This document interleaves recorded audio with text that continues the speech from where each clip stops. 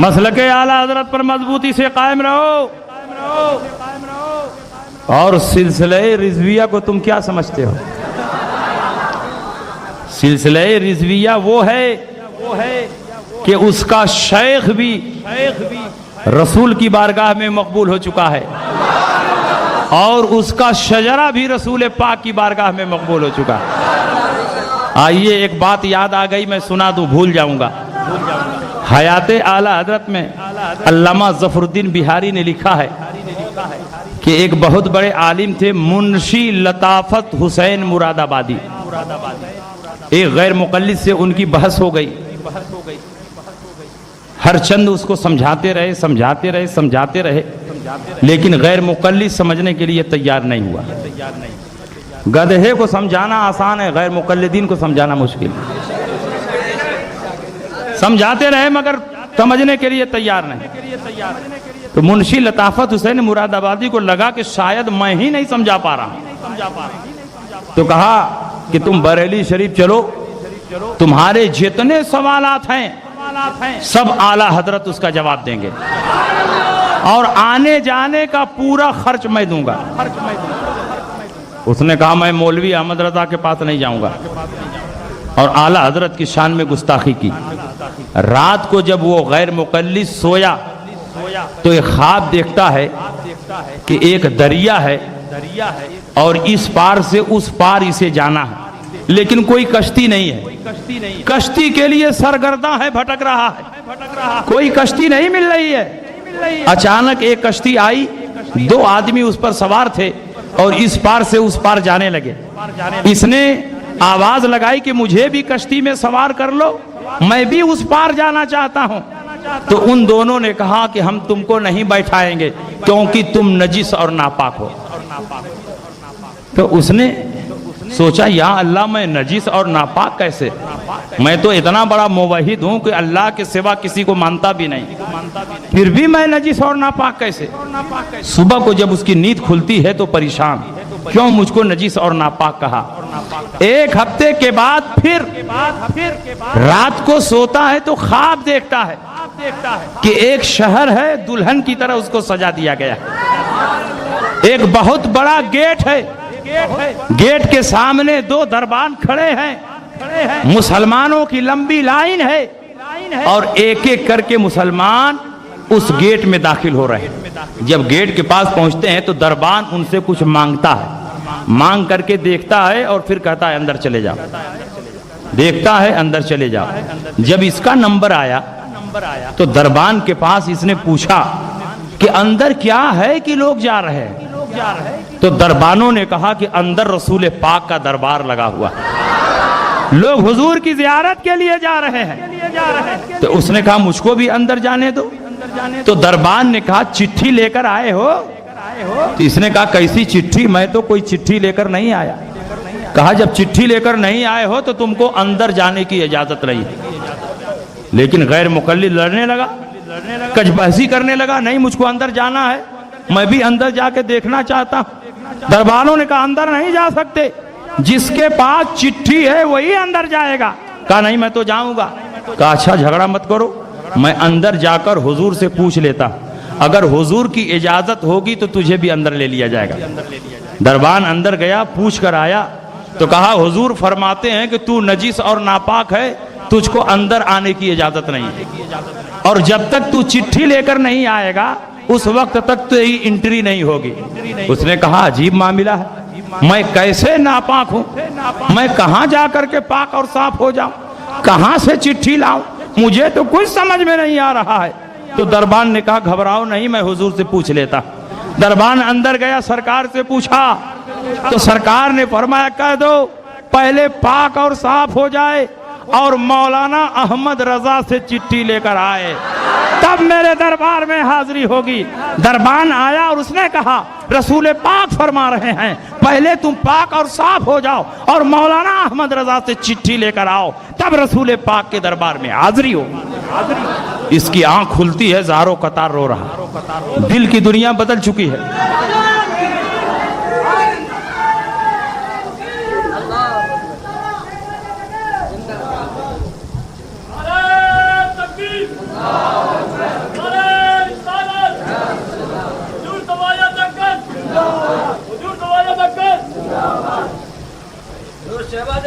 ہندوستان آفتاب ہندوستان نعرہ تکبیر نعرہ رسالت.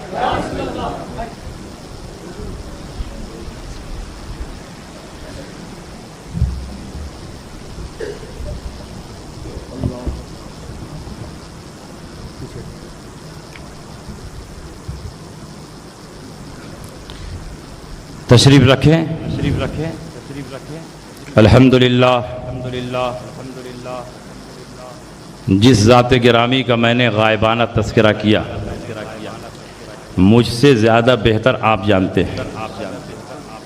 حیدرآباد اور اطراف کے جتنے بڑے بڑے شہر ہیں ہر جگہ حضور شہباز دکن کی خدمات کے نقوش دیکھے جا سکتے ہیں.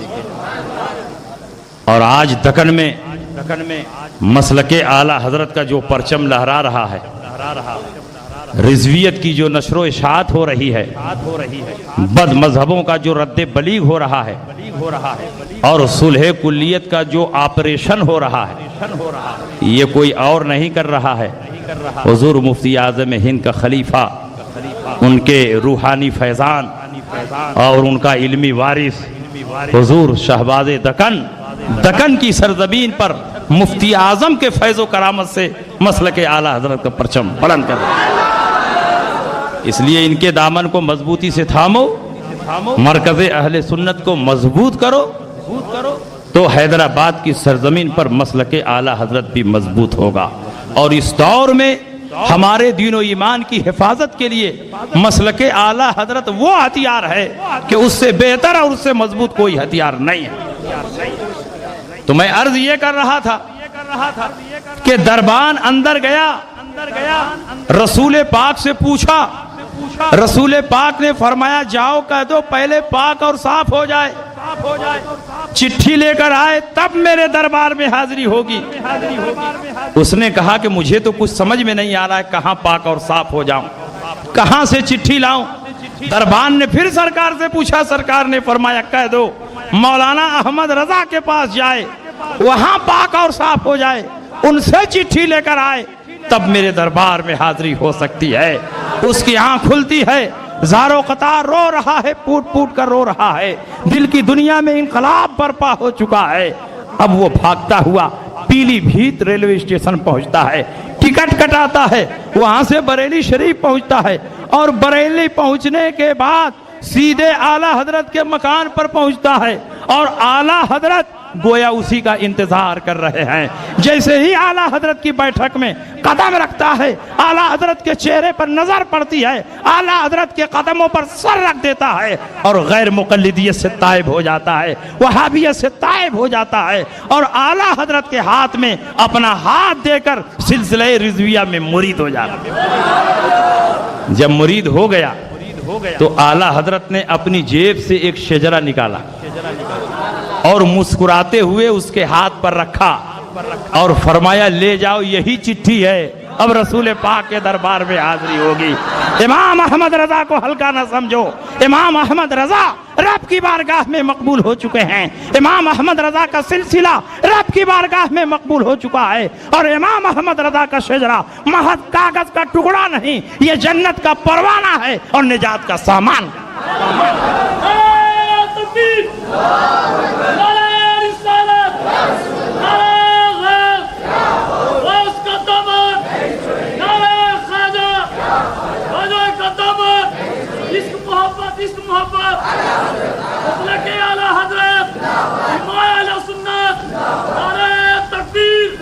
پوری مضبوطی سے مسلک اعلیٰ حضرت پر ڈٹے رہو، اور مسلک اعلیٰ حضرت کا سب سے اہم پیغام یہ ہے کہ دین کے دشمنوں سے دوری اختیار کرو.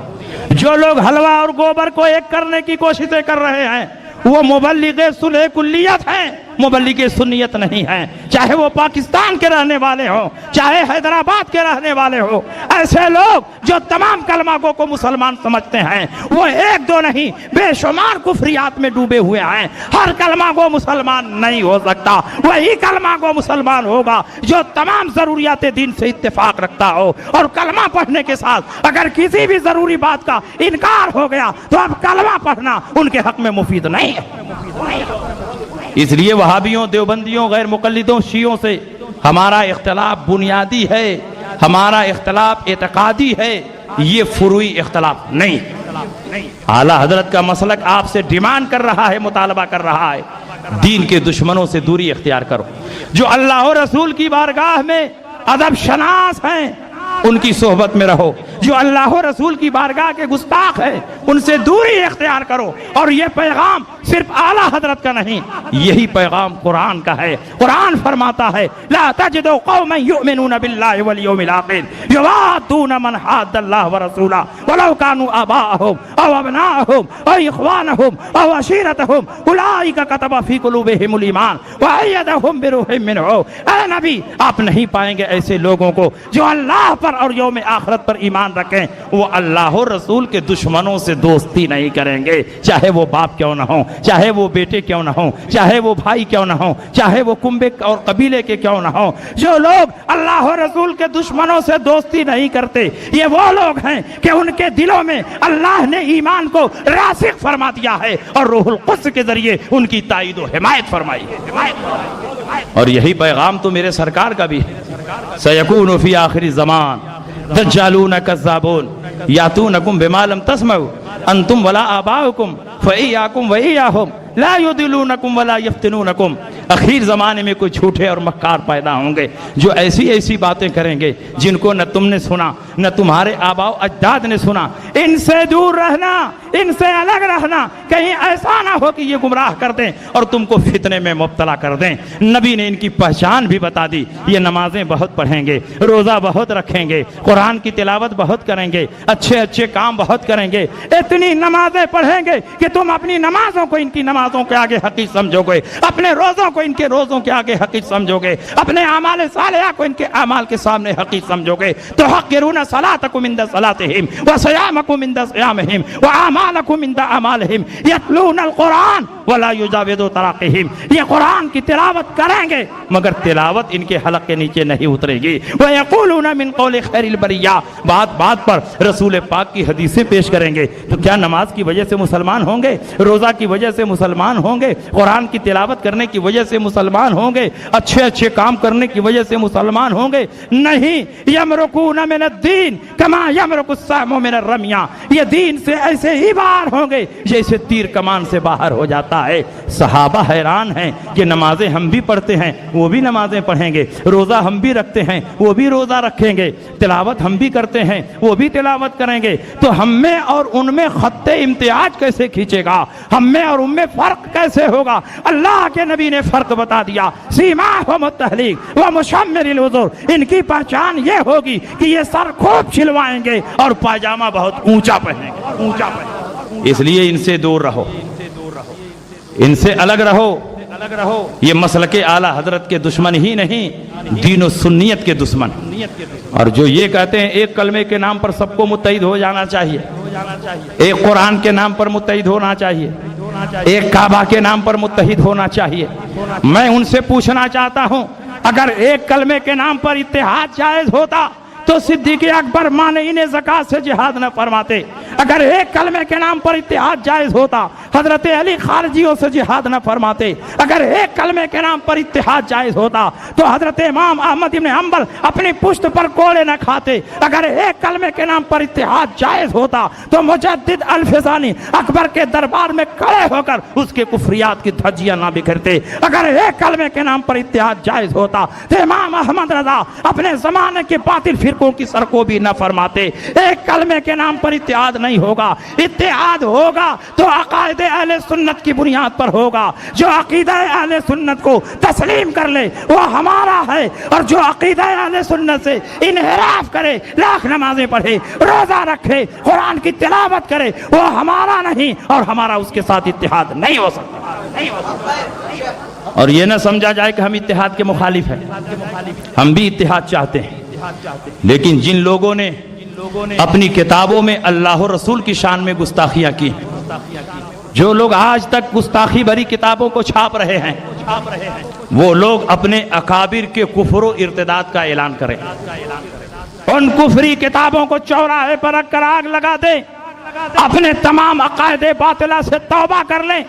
سب سے پہلے ہم ان سے اتحاد کرنے کے لیے تیار ہیں، لیکن ایسا نہیں ہوگا کہ ایک طرف نبی کی توہین بھی ہوتی رہے اور دوسری طرف ہمارے دسترخوان پر تم بیٹھ کر کھاتے ہوئے نظر آؤ۔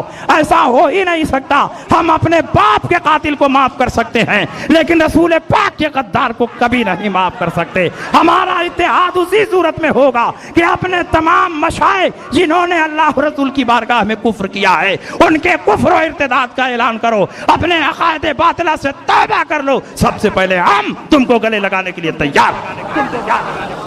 اور جو لوگ ایک کلمے کے نام پر اتحاد پیدا کر رہے ہیں وہ حقیقت میں حلوہ اور گوبر کو ایک کر رہے ہیں، آپ کا نقصان کر رہے ہیں۔ یہ بتائیے کبھی حلوہ اور گوبر میں اتحاد ہوا ہے؟ کبھی نہیں اتحاد ہوا ہے۔ اور اگر اتحاد کیا جائے گا تو نقصان گوبر کا نہیں ہوگا، حلوے کا ہوگا۔